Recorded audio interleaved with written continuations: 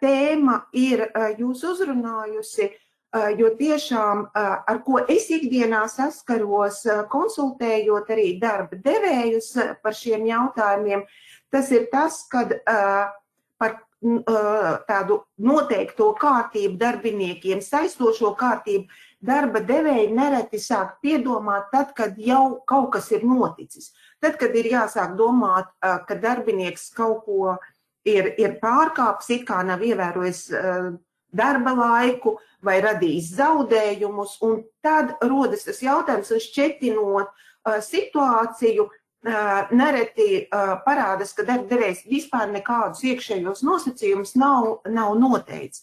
Tāpēc tie ir ļoti svarīgi. Mēs šodien iziesim tiem galvenajiem punktiem cauri, kas būtu neskatoties uz to, vai jūs strādājat privātajā vai publiskajā sektorā. Pirmām kārtām jau tas, ko darba likums nosaka, kam ir jābūt noteiktam iekšēji kādiem nosacījumiem. Un otra lieta, protams, ir tā labā prakse, kura ir priekš darba devējiem pietiekoši nozīmīga.